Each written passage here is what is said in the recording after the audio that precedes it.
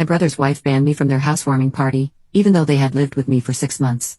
So I pulled out some papers and within minutes the party was over. I did something, and I need to know if it was wrong because I'm receiving a lot of hatred from my family for it. But honestly, I don't think I did something so terrible. To give you some context, I interrupted the housewarming party of my brother a few days ago. Believe me, I had my reasons. I wasn't invited to the event, and I found that very insulting because I let my brother and his wife stay with me for 6 months 2 years ago. I'm 32 years old, my brother is 30, and my sister-in-law is 29. I'll call my brother Yo, and my sister-in-law Emma. Yo and I used to be very close, he always came to me for everything, and I also had a close relationship with him. I still love my brother, that's for sure, otherwise, I wouldn't even be considering apologizing for everything that happened.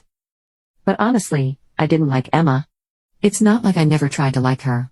I really made a lot of effort to try and like her, but it was impossible. She was a bit too pretentious for my taste. I really don't like people like that, and she is the kind of person who always belittles others when their opinions don't align with hers. I find that very annoying because I believe we are all different, and we should respect and celebrate that instead of putting people down who aren't exactly like us. Luckily for her, she and my brother are quite similar and have many common interests.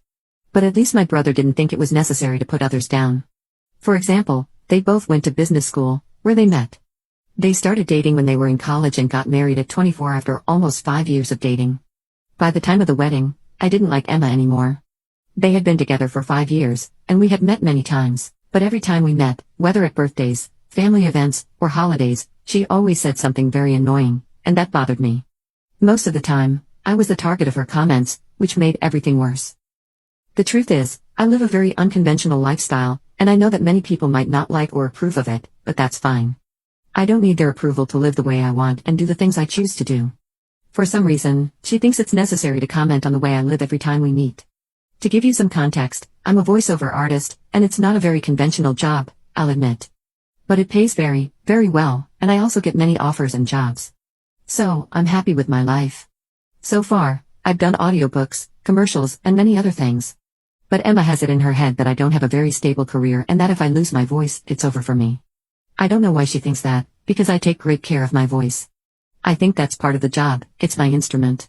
I think it's ridiculous that she says things like that about me in public, but she doesn't think there's anything inappropriate about commenting on my career. There's also the fact that I'm older than her, so I definitely have a little more experience than she does. She really doesn't know anything about the industry but thinks that since she graduated from a reputable business school, she has the right to comment on the way I live my life. I didn't exactly go to college, to be honest. I wouldn't say I'm a dropout, but I did go to community college.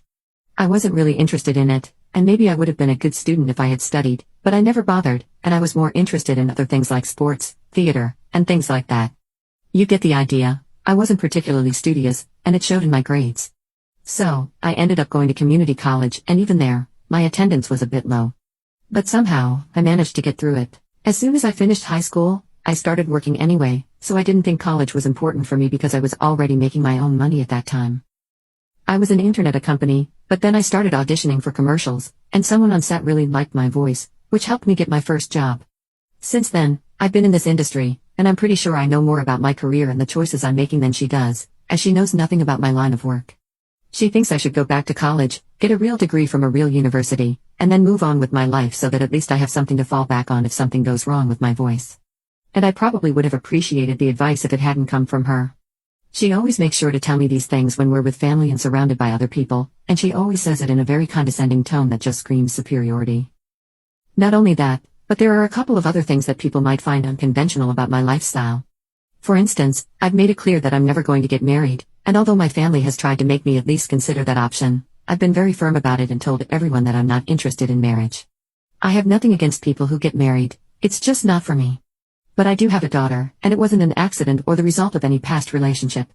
I adopted her. She's 5 years old, and I adopted her 5 years ago when she was just a baby. I'm sure having a husband would have made things easier for me, but I don't want one, and I don't need one.